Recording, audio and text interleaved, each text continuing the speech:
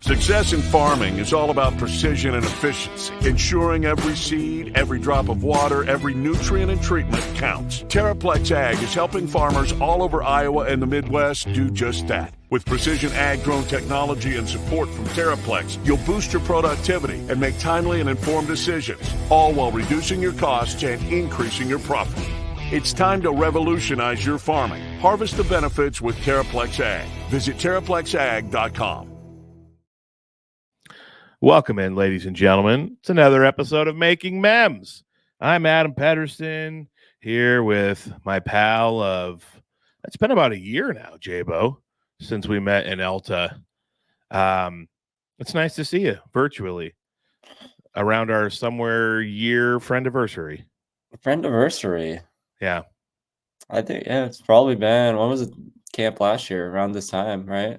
I think it was July. Yep. Maybe more like 8 months friends, 4 months acquaintances, building into the friendship. It was like a 2-month investigation on both parties.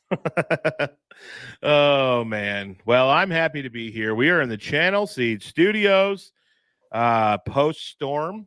The last 12 hours, actually the last 7 hours really, in Elta, Iowa have been bonkers. There's trees down, limbs everywhere, like 70-mile-per-hour winds. It can't just rain normal anymore, Jordan, in the year 2024. Why can't we just get a good 4-hour soaker rain? It's just thunderstorms and destruction.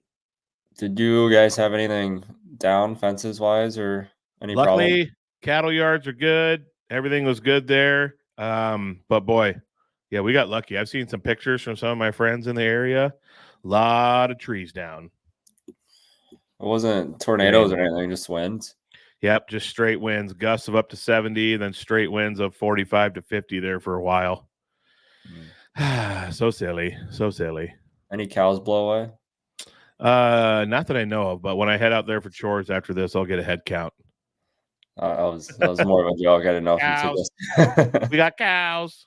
By the way, I went and saw the new Twisters movie. Nothing like the old one. The old one is so much better. I didn't watch it. I was the old one's better? Oh yeah, old one's way better. The original's way better. The new one's good, but the original is just it's a legendary movie. Yeah, it's hard to remake that. That's a legend movie that you can never ever replace. Mm-hmm. But shout out to Glenn Powell. The guy's on an absolute heater right now. I feel like he's in every other movie that comes out. So it's a good movie. Have you seen the Deadpool movie? No, I'm planning on going to it. I'm not sure yet. All my nights this week are busy, but I want to go to it at some point. How about you? I haven't seen it yet. I want to. Oh man, I want to go and just give me a big fat tub of popcorn with butter and just eat that greasy mess that's horrible for me while I watch that movie. Here's the thing: when I popcorn on movies, I love it. Don't get me wrong, but it's almost a hassle to deal with it while you're watching the movie. Yeah, then you got gross fingers. Well, it's on your clothes. It's almost like eating it. Like you obviously want to eat it because it tastes really good, but you want to watch the movie. It's almost distraction, even though it's good. But I hear you there. It is a bit of a problem. If I forget, so I like to bring wet wipes with me, but I'm a forgetful person. So sometimes I forget, and then I'm sitting there trying to get the butter off with napkins the best I can, and my fingers feel gross, and I'm a clean freak. So then it's bothering me, and then I'm contemplating, do I run to the bathroom quick, wash my hands, and come back? But then I might miss something. So sometimes it can be a conundrum. How much of a clean freak are we talking? It's a bit of a problem. I'm an OCD clean freak, neat freak. I like organization. I like planning. I don't like messes. I vacuum frequently. I just, if it's a work-related mess, like getting cow poop or something on me, then I'm like, whatever. It's my job. Doesn't bother me. My everyday, like in-house, real-life messes, hate them. If dishes pile up, you're not my friend. I wash those babies instantly. Put them away. Don't have a dishwasher. Finish a meal, wash my thing instantly, put it away. Oh, so you like clean it as soon as you. Oh, yeah. Okay. My college roommates took advantage of this. because they learned after we lived in a house together that I don't like messes, and they are bums, and they knew eventually I would take care of it because I couldn't stand it. And I would clean the house, do all the dishes, and they just laid around knowing I'd take care of it. Freaking bums. That's a really good problem to have though, because I wish I did that in college, because college was just horrible. But As most guys in college are. our apartment was so bad. My sophomore, junior year, we lived downtown Iowa City, right across in South Van Buren Street. Mm-hmm. And one, we never cleaned. It was really, really bad.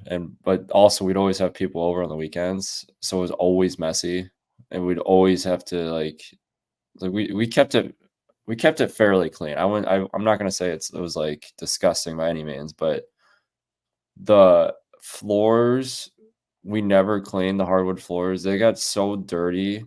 Oh, People kept coming in, and obviously they wore their shoes, but we would have to wear flip-flops, and we had like a townhome kind of apartment.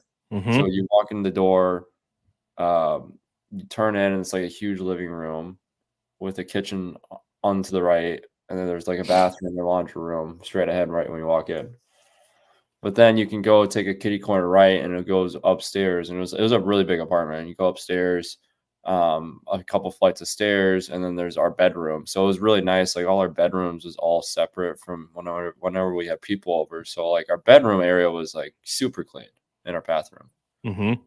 But the problem was downstairs, because everyone always come over, the floors got just incredibly dirty and black. Yucky. You didn't clean them? Well, it just next Friday night, everyone's coming over. So we're like, it's Sunday already. But we would just, when we'd walk downstairs, let's say I had to get a water in the morning, or I went to go have breakfast before, I went to the gym or something. Uh-huh. We put our flip-flops on. We had our flip-flops right by the stairs. So we put our flip-flops on and we walk around with our flip-flops. So we didn't walk around barefoot on the floor. Was it all sticky too? Yeah. Like spilled beer, stickiness and stuff? I'm getting gaggy thinking about it. We had that occasionally, because me and my friends, we were big. We were among our friend groups and a bunch of other acquaintances and people in the area. They knew like we were the house. We were the host house. And I remember one year for homecoming, we stayed up till about 3:30, 4 in the morning, and we wanted to be tailgating by 6:30. And I tried to sleep for an hour, and the mess of the floor bothered me. Got up 4:30 in the morning and just started cleaning the floors. Took all the table down, threw away all the cups, sprayed Febreze everywhere from the beer smell, started cleaning the floor and wiping it all up, and got it nice and tidy before I went tailgating, and just never slept. I couldn't stand it. I mean, I feel like I'm getting a bad impression when I was just telling my story. Well, it's how guys live in college. It's all good. Yeah, but because like my room, I mean, I had some clothes around, like, because I get messy after traveling. I didn't want to clean my room for a little bit, just like any other college kid. I don't blame you there. For the most part, go ahead. Yeah, no, but for the most part, we're clean. It's just when you have people over, like you were talking about, it's really hard to keep the cleanness up. Yeah. Well, if you and I would have been roommates, you would have been able to walk around barefoot. I'd rather have that. I don't want to have the issue of wearing flip-flops in the kitchen. I hate wearing shoes. I honestly just hate wearing clothes. I wish from the beginning of, I guess God gave Adam and Eve cover, but I'd be fine with this society if we were just nudist. I don't like clothes. I love being shirtless. I just hate wearing, okay, maybe not nudist. I hate wearing shirts and shoes. I just want to be barefoot and shirtless as much as humanly possible. I could go for the barefoot until you start talking about public bathrooms, and then we might have to draw a line. Yuck. Yep. Then we have to draw a line. Can you imagine being barefoot in an airport bathroom? That's just, I'd cry. Unless it's Salt Lake City Airport, because you could probably rub your butt on the ground and still be okay. That's a nightmare for a person like me. Yucky. Ugh. Yuck. But yeah, most people are shocked to find out that I'm a clean freak, because I don't know if it's just because I'm a guy, or I don't know if big guys people think are slobs, but one of my biggest pet peeves in the entire world is water around the sink and on the edges of the sink. Like, come on, people. When you wash your hands, you get water everywhere. Wipe it up. My dad's the worst at it. I call it Lake. I always make fun of him. I call it Lake Mike. His name's Mike. I said, oh, let me clean up Lake Mike that you left here all over the freaking mudroom and kitchen sink every time you wash your hands. I mean, and then it dries and leaves like those water stains. That disgusts me. Yeah. No, I know what you're talking about. Whatever. It's how it is. My algorithm I texted you yesterday, J-Bo, I'm really honing it in to be one of the most messed up places on earth. Oh, no. My algorithm is so elite right now. I've discovered a new account. It's this guy who eats household items, but he doesn't actually eat them. I think he might be a little special, but he looks at the camera and he moves his mouth up and down and there's a crunch noise in the background and he like puts household items like behind his head and he acts like he's eating them. I'm just fascinated by it. I should have pulled one up. And this guy has a lot of followers? Thousands. His videos get like 1 million views. It's the type of random stuff that people just, I mean, a lot of people love to make fun of it, but it's it's so funny. And then man, every now and then I send you some of my videos, but I should really start sending you the super unhinged ones. I mean, that sounds very, very random and unhinged. It's just I've worked so hard to perfect this beautiful algorithm that I have. Man, and also, have you ever heard of a notorious foodie? Oh boy. So my algorithm is either super weird, messed up stuff or food. That's it. And I've worked hard for that and I'm proud of it.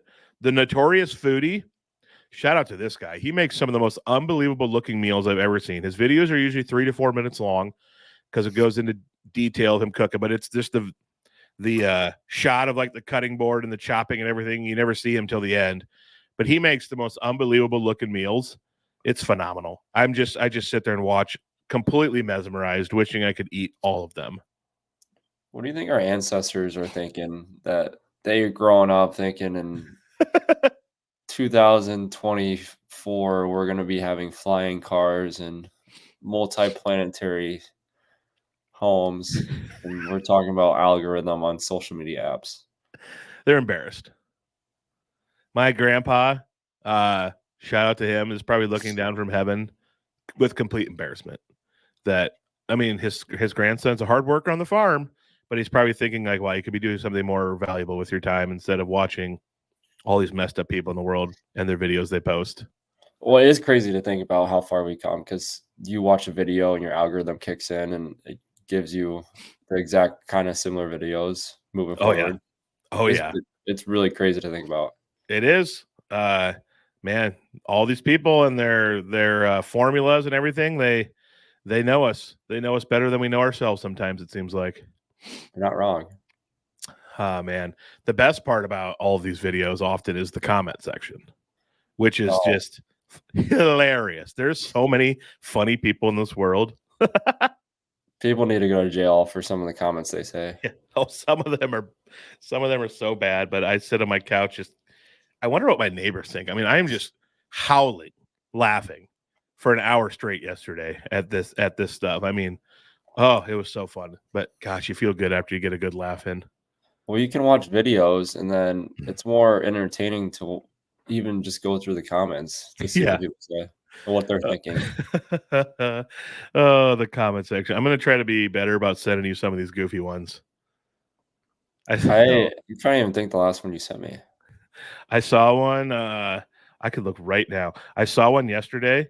If you send me any on TikTok, I don't ever get on TikTok. So no, I stopped sending you. On Friday. Oh, on Friday I sent you one.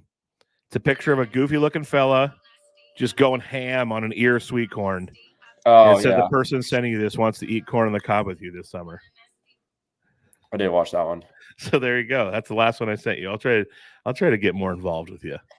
I saw one yesterday. There was this lady. She looked like I don't know. She looked like she was in her 60s. Very frail looking. Not the type of person who's a catch. I'll say it that way. and there was this young fella, goofy looking fella.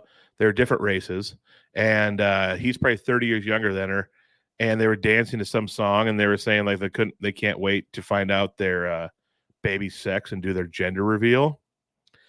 That was maybe the funniest comment section I've read in a year. It was bad, but it was so funny. I'm going to try to find that video and send it to you. The more R-rated content you start watching on social media, the more R-rated content you get. Oh, yes. Comment section. I'm going to try to find that one and send it to you. It was so funny.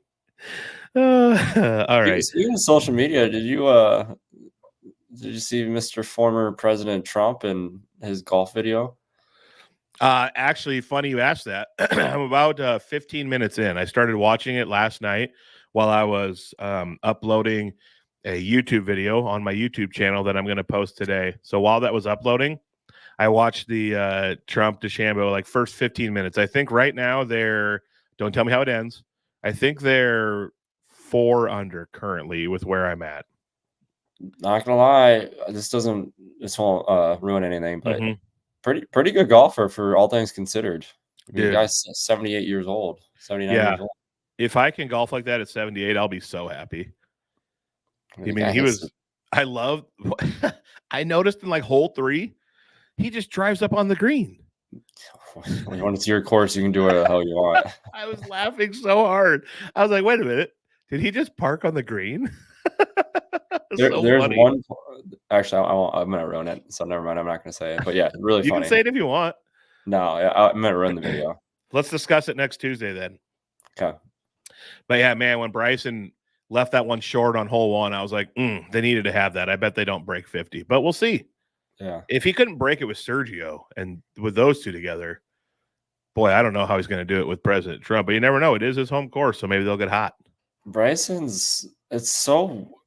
He's such a good golfer, but his like mechanics are so odd to me. Just how he stands over the ball, how he swings, everything looks so robotic to me when he's playing golf. Oh, he looks like a character from like a 2006 video game. Yeah.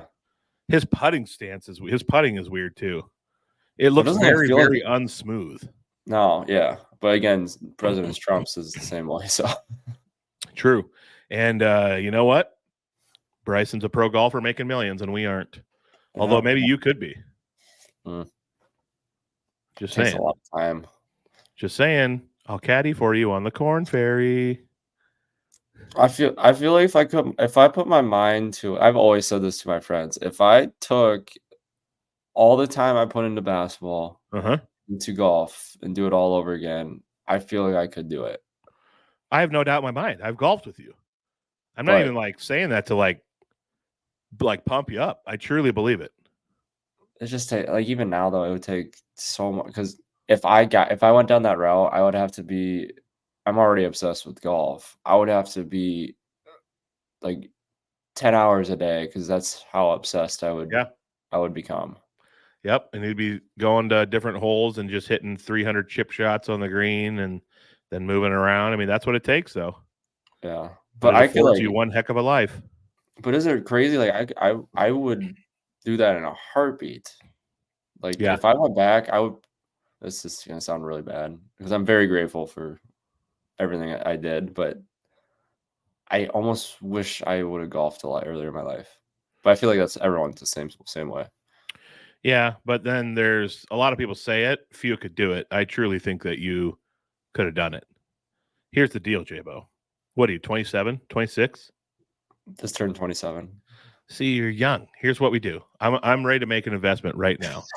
I'll sell all my cattle.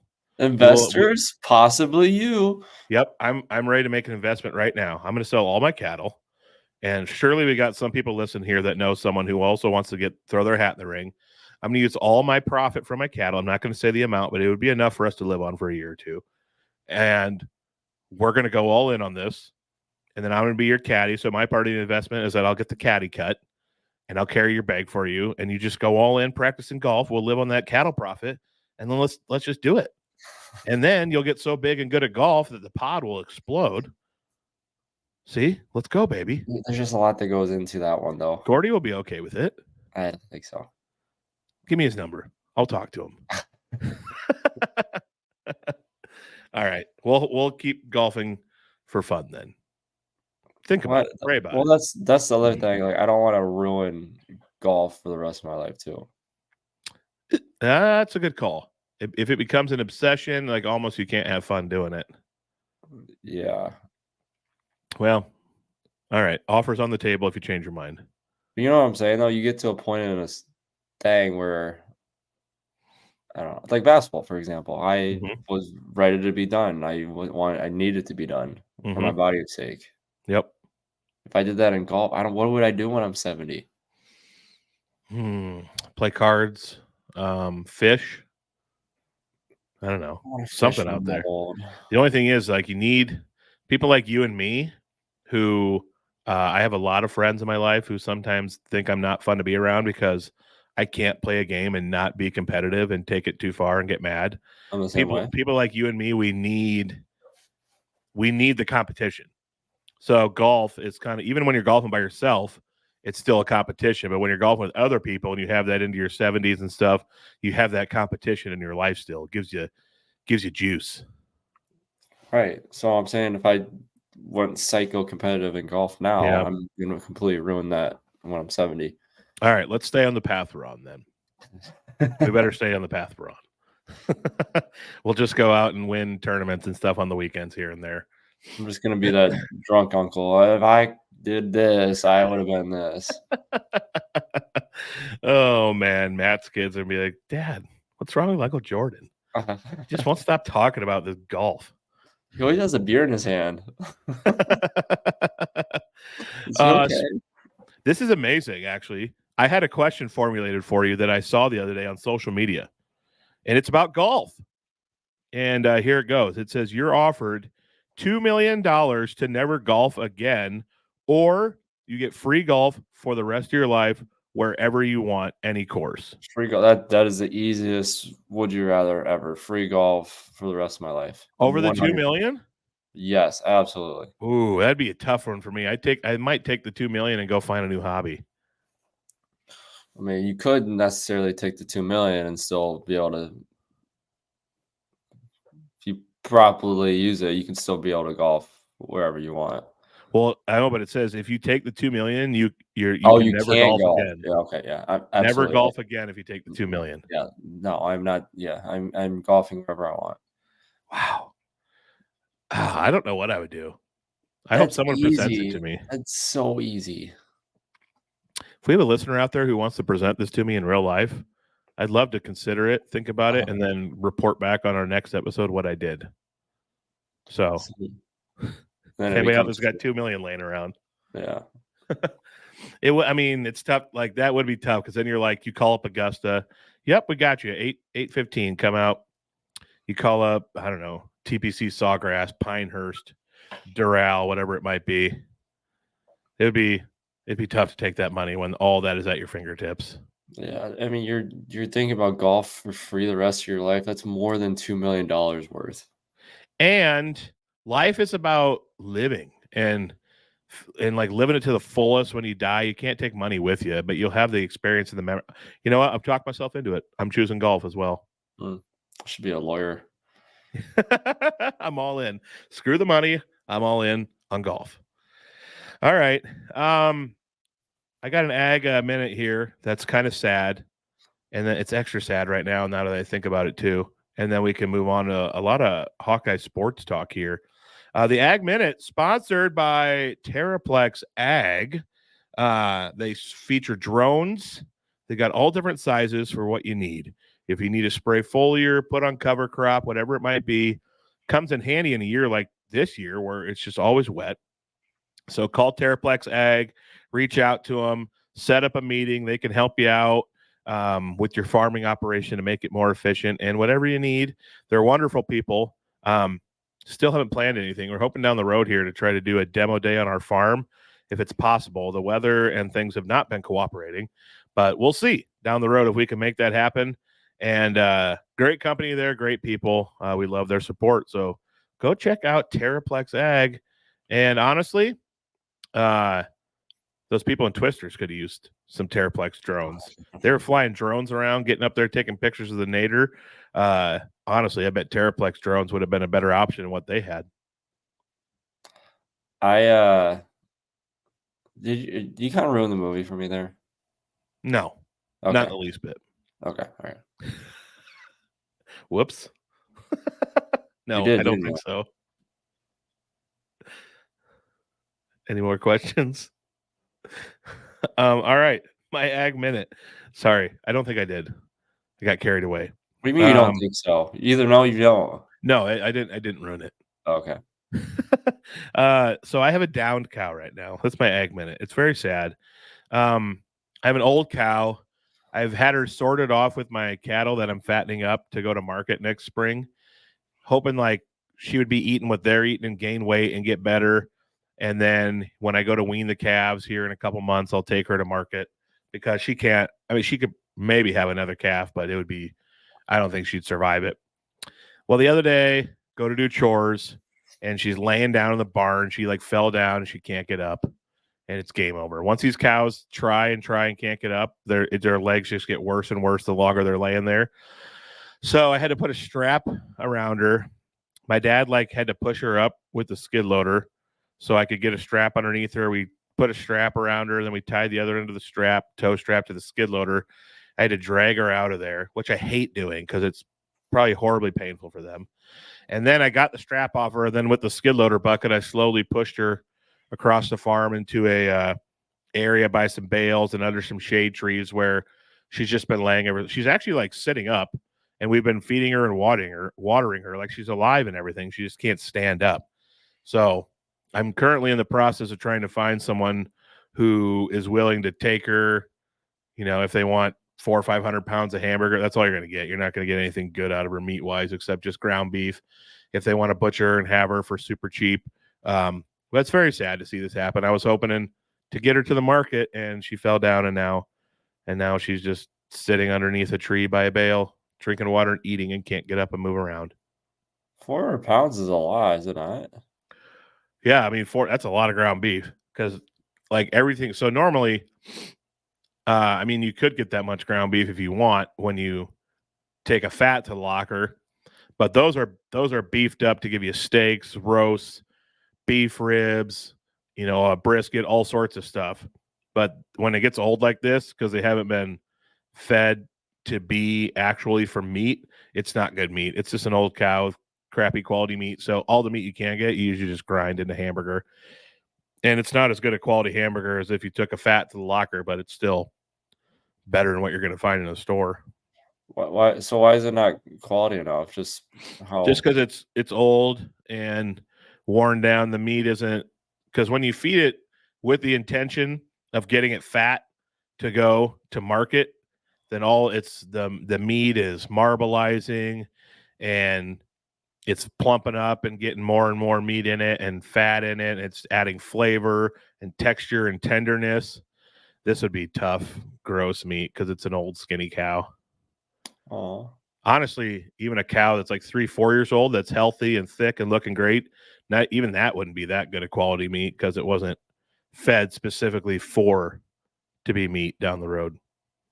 So would you have been able to, before this happened? Was she about to be ready to be taken to the locker? What's the time? I was going to take it to the sale barn and just sell it for super cheap and have someone would take her and probably kill her and get a ground beef out of it. But so I wasn't planning on doing that. My dad and I called the locker, and apparently the government, which I think I knew this a while back and I forgot it. The locker cannot take it unless it's able to, if it's able to stand and can be standing when they kill it to butcher it, they can take it. If it comes in without standing up, the government says, well, it wasn't standing, so it's probably crappy condition, isn't good enough meat to be sold out of your locker or whatever. So they can't take it because she won't stand up, even though it doesn't change the quality of all of her just laying there eating. But so, like, what's the 400 pounds of ground beef? So let's say, like, what does a pound of ground beef usually go for? On average in the grocery store right now, like $4, $450. You're talking about a $2,000 product, basically. Yeah, and I've reached out to a few people and just said, hey, $400 or $500, you can have her if you can butcher it and have all the meat. Do it your own, have at it. So it's a good discount if someone wants a freezer full of ground beef. I mean, why would no one do that? If it's that cheap. Well, they got to know how to clean it and how to have a place to get rid of the carcass and have a place to hang it while it while it gets to the point where it can finally be ground up and everything. I do know 2 people that I've reached out to. I'm still waiting to hear back from them. So we'll see what happens. So like ground beef that's like the last resort, you're saying, for the most case, or are cattle like raised to be ground beef too? Yeah, they're raised. No, like they're raised to be ground beef as well. You also just have like fully fattened out rumps and hindquarters and brisket in the front, and all the areas where all the roasts and everything come through are completely filled out to where you can get all that good stuff. When it's just an old skinny cow like this, it's just eating to live and have babies and produce milk its whole life. It hasn't been fed to, get fattened up to have all that meat on it. Yeah. It's kind of like the difference between humans and cows is humans, if we just get super, super fat, 500 pounds, obese, we're just full of disgusting fat.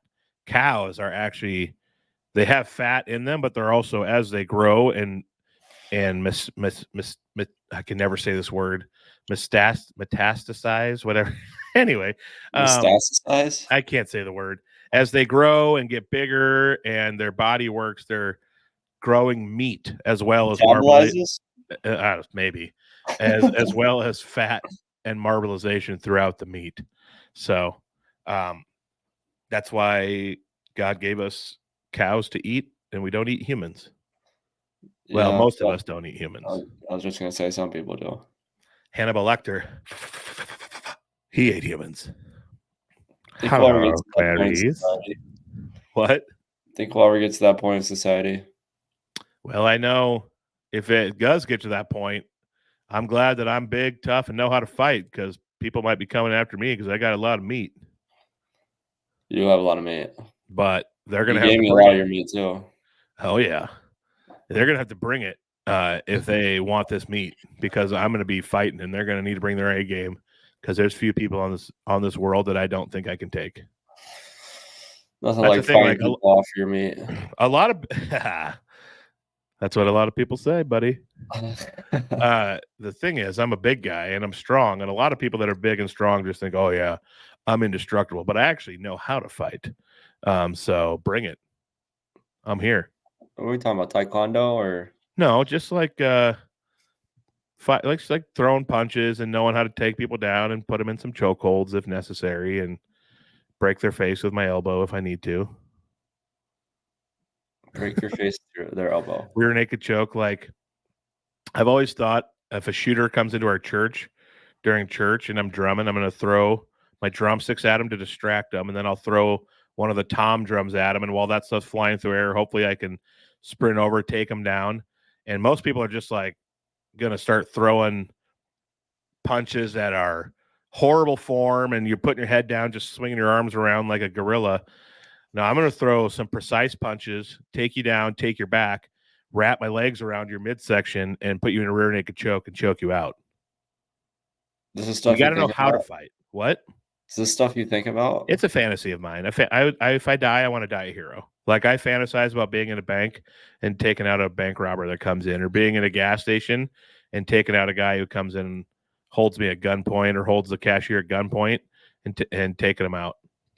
Okay, or if people are still robbing gas stations and banks, then they deserve to be forcibly taken out. I've always thought, like, there's no way, if someone has a gun to your head, like, you can smack it away before, like, they know what's happening and have time to pull the trigger. And then it's game on. And then it's mano-a-mano. Then it's on. That's my thought. I don't know about that one. I don't know if I would want to do that. A lot of my friends say the same, but you know what? I'm not right in the head, and that's what made me really good at football. All it takes is one quick little. True. But even if they shoot me in like the stomach or the back or the leg or something, I feel like with how thick I am and how much muscle I have, I could take 4 or 5 shots and keep fighting. Maybe I'm wrong. Who knows? Maybe we'll find out someday. I don't. Yeah, I think a bullet might hurt a lot for you to. Yeah, I don't know. But it's a sick thought I have. Yeah, it is kind of sick. So anyway, if anybody out there is listening, reach out to me if you want this cow. All right. Let's talk some Hawkeye sports. Jeez. Couple recruiting notes for Iowa basketball. A big boy. Speaking of big boys, a 4-star, Tommy Oneman is his name, number 45 overall recruit in the 2025 class. He cut his list of 5 schools the other day. Iowa is in the top 5. He is 6'11", 260. This is a big boy. Wisconsin, Minnesota, Iowa, Notre Dame, and Nebraska are his top 5. Dude, I saw highlights of this guy. I think if Fran gets his hands on him, we're talking, I'm never going to say someone's the next Luka, but we're talking like big time potential like that. Because this guy, Tommy Oneman, I don't know where he's from. Doesn't say on here where he's from, but he's so what I noticed when I watched some of his highlights, automatic bucket down low in the paint. I mean, automatic bucket. And what he needs to work on, though, which pretty much all big guys coming into college need to work on, needs to work on like that 15-foot and beyond jumper. But, I mean, what was Luka like when he came in, J-Bo? Did he have the shot down? Oh, yeah, he could always shoot. Could he? Okay. Yeah. So then if he got that base to work with, he can turn into what Luka turned into. So I'm not saying this guy's going to be Luka, but if he can develop even a decent little 15 to 18-foot jumper, wow. Unbelievable player. I mean, he's skilled. 6'11", 260. That's a big boy. A farm boy. It's like Ryan Kriener. He's like 6'10", 260. Yep. So I don't know. I mean, Wisconsin, they're notorious for developing big guys, but just looking at this list, I know Fred, he seems to be hot. A lot of recruits love Fred, but man, I feel good. I feel like we could get this boy. Like, look at what Fran has done with big guys in the past. If I'm this guy, I'm going to Iowa. Yeah, but you got to think too. That's what every other coach is saying. Look what I've done with Frank Kaminsky in Wisconsin. Well, I guess Coach Ryan isn't there anymore. No, but I mean, you're right. And Nebraska, I mean, Fred's got things moving in the right direction, so he could be saying, come join the momentum. Things are rocking and rolling here. I don't know what why is Minnesota's head coach blanking me? Freaking A. Ben Johnson. There it is. Ben Jacobson. Yeah, and I don't know. You're right. I'm probably thinking like, why wouldn't he go to Iowa? Look what Luka did, and Aaron White before him, and Keegan Murray, and Chris Murray, and all these guys. But every coach has their, and honestly, Adam Woodbury, like we've said in the past, and you've said, NIL wise, there's a lot of other basketball schools in a much better spot than Iowa, so that is going to play a huge factor. Hopefully, Iowa can put together some money, and also he can realize this is the place for me. And even if someone else is offering more money, but he feels like it's the best fit, hopefully he just makes the smart decision. But you never know with recruits nowadays. Money talks, man. Well, I don't blame them on how hard of a decision it is, because they could have a chance to have a lot of money up front, or they actually take decent money and just work themselves into being way better off that way. Mm-hmm. Yep, agreed. Another recruit Iowa is really starting to push for is Maisie Mosley from the class of 2025 also. He's from Florida, but he currently plays in Florida. He's from La Canada, Flint Ridge, California. Never even heard of it. 6'5", 165 shooting guard, 4-star, another 4-star. incredibly athletic. I saw his video. Woo, boy is very athletic and can shoot. And he said the reason he's really starting to love Iowa as they make their push is he loves the fast-paced, up and down, high-tempo offense. And so that would be huge. I was going to ask you something though. So what did you weigh in your playing days? I was always around 172, 175. Okay, because 6'5", 165 feels a little lanky for me. Is there that is very, very small. Yeah, is there like, so you're obviously the team probably has a full-time strength coach or whatever. Is there like benchmarks? Like, obviously you're not saying if you're this height, you have to be this weight, but I imagine 165, they'd rather have that be like, if you're 6'5", probably around like 190 to 195. Yeah, I mean, when I came in around 165, I think I was like 167 when I arrived on campus. And they made a push that they don't want me to gain a ton of weight, but they said you need to get a little stronger and bulk up a little bit. So I gained like 7 pounds, 8 pounds in the off season, and I pretty much just stuck with that same weight. I was pretty good about eating right and working out. But the thing that's hard at Iowa is we run so much on the basketball court. It's hard for people ever to put on weight. People can do it, don't get me wrong, but you're probably having to eat a lot of calories, like 5,000 calories a day with how much you guys run. Yeah, it's a hard transition when I'm coming from Iowa. Now I'm not playing anymore. But after, I could literally eat anything, dude. I still can. I still work out quite a bit. But when you're running as much as you do, because at Iowa the whole practice is up and down, up and down, up and down, up and down. And then we have conditioning all preseason. Then we have strength lifting. We have lifting, and when you work out 2 to 3 times a day. You can just do the math, how much you can eat and not ever have worries. Yeah. That was me in high school. I played 4 sports, was always on the farm, constantly lifting, running, working out for sports. Got to college, kept the same diet, and things went south quickly. But thankfully, we've remedied a lot of that. Well, it's hard. You do something for a long period of time, then stop doing it, and then you still have the same habits for a little bit. Yeah. So class of 25, these guys are probably going to want to make their decisions and start, putting their future plans into motion and getting ready for, going to schools for summer camps and whatnot. So I'm hoping, I don't know, maybe in the next few months or something, we can have some decisions. This would be 2 freaking awesome recruits if Fran can land them. So stay tuned. As we hear things, we'll let you know. And also, Jack McCaffrey, someone I'm sure you've met a few times, committed to Butler yesterday. Good for Jack. Not surprised. There was already people on social media surprised that he wasn't going to Iowa. I'm like, where have you guys been for? You've been living under a rock? Yeah. What? Oh, man. Shout out to Thad Mata, coach over there at Butler. I always loved Thad. He seemed like a great dude. I loved how intense he was on the court, but he always seemed like such just an awesome guy.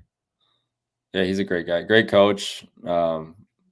Always enjoyed talking to him.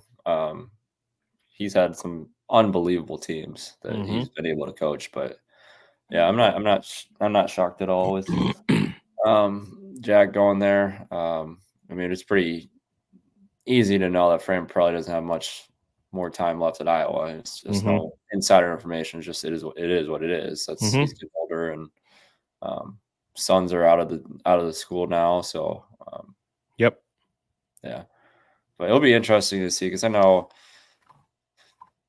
family's dealt with a lot. Him personally, Jack has 2, and I would imagine that had a huge impact on him wanting to get out of Iowa City and go somewhere else. Yeah, without question. He's been through the last couple of years have been a little tumultuous for him.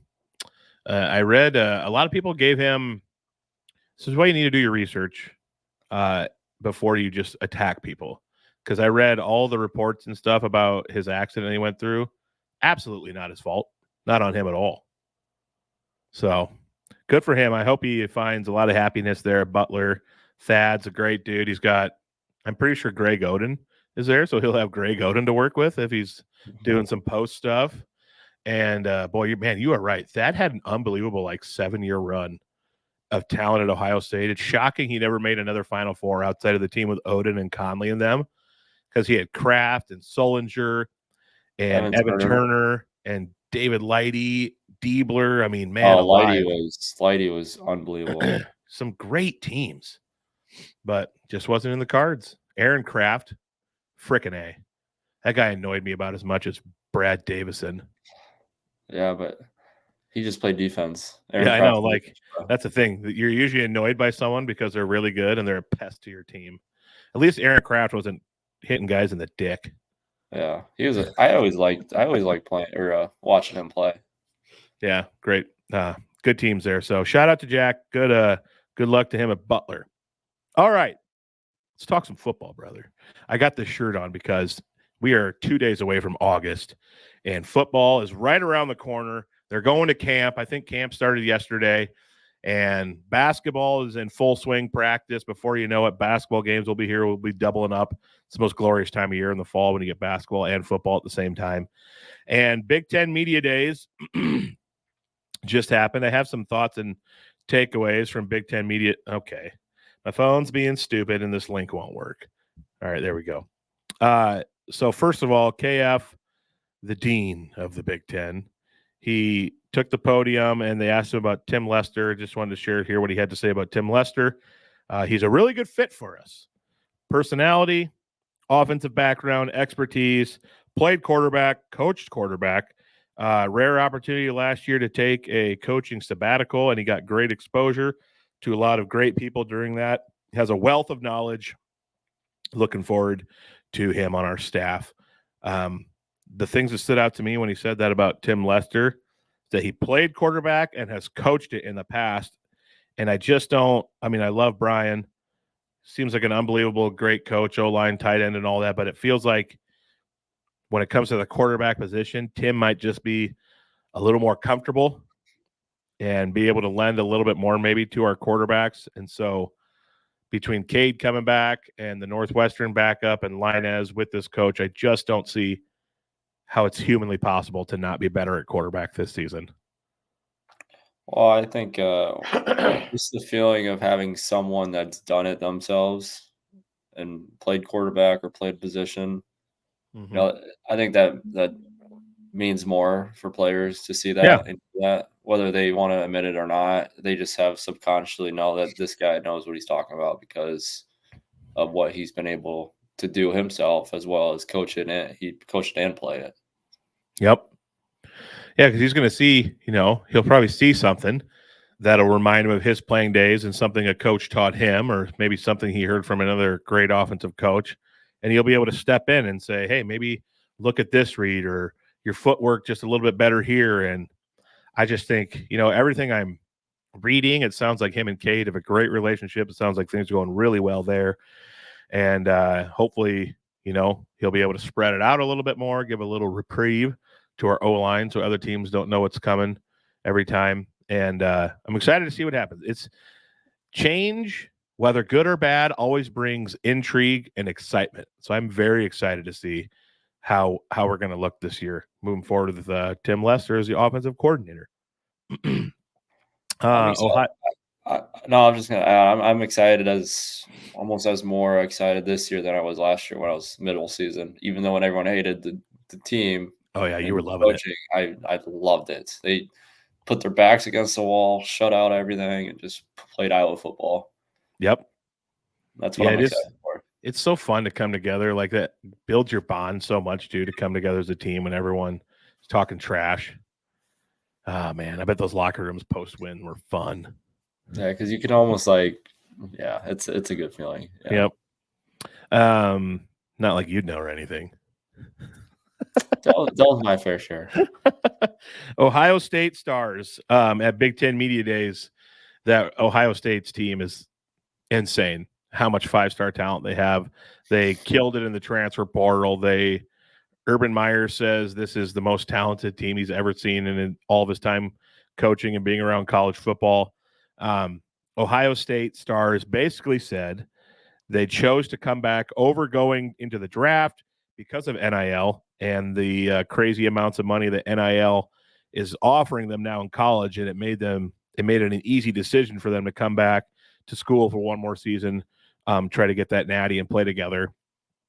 I feel like this is going to be a big trend we're going to see. It's just going to become normal now. A lot of guys might be like, man, college with the boys, the teammates, what a run we had. We came up short. I feel like we could win a natty next year. And now it'll be I'm not saying it'll be an easy decision to turn down the NFL, but it'll be easier if you can come back and get $500,000 to $1 million or more. I mean, I think that's a great point. I don't see a lot of people pursuing that next level after what's being done, but also there is probably going to change one way, shape, or form with NIL and how it's working right now. There's already legislation and bills that are looking to get passed here in Congress that will probably change some things. But right now, I mean, you're looking at an ability to come back to a school, still have another year of college, and go through a process that's, in my opinion, the greatest experience ever of playing, a sport for your school another year and make money, almost more money than you do playing professionally. It's really a no-brainer for 90% of the people that are thinking about going pro. Mm-hmm. Yeah, and I mean, it worked for Iowa. Look at all the players we got back outside of Coop. It was a no-brainer for him to go pro, but it worked for Iowa, bringing back Higgins and Nick Jackson and a bunch of guys. And I think you're gonna see a lot more veteran-laden teams. Guys are gonna stick around for that 4th and 5th year if they're gonna make money in college. So I'm looking the Big Ten this year, man. It's gonna be so fun to watch. I cannot wait. Wisconsin linebacker Jake Chaney, during his interview, said that he wants to go into wealth management when he's done playing football. He did a wealth management internship this summer, and I just wrote that down because I said you should hire him when he's done playing football. Bring him in. He said he loved learning about financial management and all this stuff. So go get Jake when he's retired or when he's done playing football there, J-Mo. I'll keep that in mind. Jake Chaney. Don't forget that name.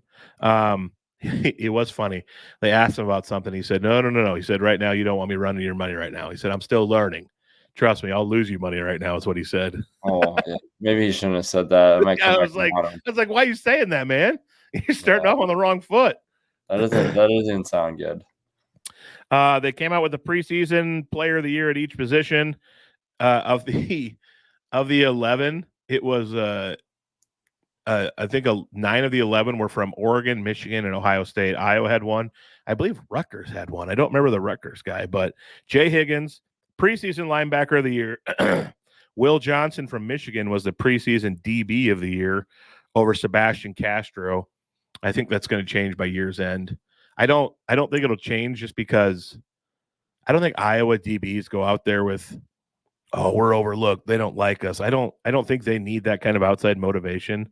I think Phil just always has them motivated and ready to go and in the right position and spots without any outside noise having to happen. And I do think we're going to continue the run of Iowa Hawkeyes winning DB of the year when it's all said and done, and Castro is going to put up a huge season. You know way more than I do, so I can't even talk on this. That's just my thought. Yeah, I mean, I love Iowa football. I love the fact that they play with their backs against the wall, especially on the defensive end. I mean, oh yeah, how crazy is it that a team like that, after all the shit that's done on the offensive end, and the defensive still pretty much exceeds expectations? Yeah, insane. I mean, it's incredible to think about, actually. Testament to Phil Parker, and honestly, it makes me slightly nervous for when Phil is not our DC anymore, because it's inevitably going to be. You think it's going to get worse. I guess I don't know. It almost feels like it just cannot be this good. It can't get better. Yeah. So who knows? Maybe that'll be LeVar, though, and LeVar will be amazing and step in as D coordinator and take everything he learned from Phil. Who knows? My last thought for media days is that Brett Bielema is so big. Like fat? Like he's got to be pushing like 450. He's huge. Oh, He's Remember so when he thank was at God. Thank God he's Wisconsin? like 6'6". Remember he used to be how skinny he was at Wisconsin? I know, and now he's a giant. I went to the Iowa-Illinois game last year, and we were sitting on the Illinois sideline, and we were in the middle, like right behind where he's standing, like, I don't know, 40 rows up. But, man, I just remember looking at my buddy and saying, look at Bielema. He is huge. And then you see him at media days. I'm like, dang, this guy's he's big. Thank God he's tall, and he's probably got a lot of muscle from his playing days at Iowa to carry it around. I don't think he's got much of muscle there. All right, well, Bielema, take it from a fellow biggin. You're going to want a lot of muscle. It's going to help you get around later in life, even though he's like 50. He's going to be on TLC pretty soon or later if he keeps going. Oh, my gosh. All right. And just one more thought I had. I'm not going to list them all. The Big Ten is loaded with coaches. We have so many coaches that have done incredible things with going to the playoff, going to national title games. I mean, it's crazy. The Big Ten is loaded with good coaching, which is going to make it even more fun as a league to watch this year. I had some stuff on the Hawkeye depth chart, but we're going to get to that next time because there's no time now. Or my top 5 Hawks. We're just going to keep pushing that till there's time down the road someday. Because we need to talk about South Sudan and Peter Jock. South Sudan is a good team, buddy. They're hot right now. Well, I don't think people realize the players they have on that team. I think it caught everyone off guard about what they were able to do in their first game. And they almost beat USA in the exhibition game not too long ago. And everyone's really caught off guard. If you look at the players they have some ballers on their team. Like guys that are unbelievably skilled. And actually played against their point guard. He was on the Windy City Bulls. What's his name? Carleek Jones. Like you played against him in high school? In the G League. Oh, in the G League. Okay, nice. And he was on the Windy City Bulls. He got a 2-way that year. But I remember going up against him the beginning of the year. And he went to Cincinnati. Then he went to like Radford. Then he went to like Louisville to finish or something like that. Same age as I am. He arguably is probably one of the best point guards I ever played against in my life. After facing him in the G League, he was unbelievably skilled. And seeing what he was doing, seeing all the other guys that are part of that team, I'm not shocked at all. Because once you get to that level, we talked about this last year when I was going through the G League process and just finishing up with that and making the turn out of it. I'm telling you how like good these guys are just as skilled as NBA guys. The only problem is they just don't have the IQ to be able to play in the NBA. So the skill set's there for all these guys. It's just bringing a team together like South Sudan has done, and them buying into each other and seeing that there's really not much of a difference between them, athletic wise and as skill set wise. It's just being able to learn how to play basketball, and that's what they're doing. Yeah, man, and they have him. They also got Pete. Which you and I both know. I mean, you more than me, how great he is at basketball. They've also got Mariel Shayok, who was great at Iowa State. I mean, it's not a terrible team. They play USA tomorrow. I cannot remember what time, but whether it's super early in the morning or whatever it is, I'm going to try to make sure I watch it because that'll be a fun watch. We need to reach out to Pete when the Olympics are over and get him on in the next few weeks if we can. And because I imagine with his size, he's probably going to be guarding KD or LeBron potentially, which is exciting. Which it's funny because guarding LeBron James. He posted a photo on Instagram of him and LeBron James. It was pretty cool. Really? Yeah. Man. So it's either going to be LeBron or KD. I imagine he'd be guarding, or maybe if Tatum actually plays. He didn't even play last game. A lot of uproar about that. But boy, it's going to be fun for him. I mean, Shayok. I mean, you just go through the roster. Thor. Oh my gosh, I forgot about him. I mean, they got guys. Omot. They got some ballers on that team. Yeah. Ain't gonna be no walk in the park for Team USA. So obviously, from being from America, I feel like we got to cheer for Team USA. But I do hope Pete and our fellow players who played in Iowa have a great game. Hopefully, it's a great game, and we still pull out the dub. I'm fighting off a mega sneeze right now. Oh, Wow. seriously. God bless you. Oh my gosh. Woo! Feels like someone's drilling through my nose right now. Yeah. So I can't wait to talk about that game. And like I said, we got to get Pete on here. Post Olympics. Ask him about the experience. Ask him what it was like guarding all these guys from USA and playing with them. I hope that it gives him end of the day. So Pete's probably what, 32? Something like that. Years old. He'd be 31. My hope is that, and I know he's still chasing the dream, and maybe he'll play in the G League, or maybe he'll get a shot on a 10-day. Who knows? But I hope that this brings him some closure, even if it never works out after this, that he got to this level. He got to play with the best on the biggest stage. I hope if the NBA stuff never works out, that this helps him feel like he got closure and still got to like experience the highest of the highs. Mm-hmm. Absolutely. Yeah. So shout out to him. All right. That was a fun episode. More football talk. We'll get to it. There's always just things that come up. And I think it's a testament to our friendship growing, Jordan, that our intros go like 30 minutes before we even get to the other stuff because random things pop up that we got to chat about. I don't remember what we talked about. That's how random it was. Downed cows and meat. Oh, there you go. Yeah. Golf. Algorithms. All that good stuff. I'm going to start sending you more Instagram reels, so buckle up, buddy. Oh, I'm ready for it. All right. Well, thank you to Terraplex Ag, the Channel Seed Company for sponsoring the studio. There we go, the Channel Seed Studios. And the Iowa Event Center. We got Barry Manilow coming down the pipe. That's going to be an exciting concert for all you boomers out there. Good times there. So all sorts of great entertainment and music, comedy, I don't know, Disney on Ice. The circus probably comes there on all sorts of entertainment. So go check out the Iowa Event Center, proud sponsor of this podcast network. And we thank you for listening. Hope you got something insightful out of this. And we'll see you next time on Making Memz.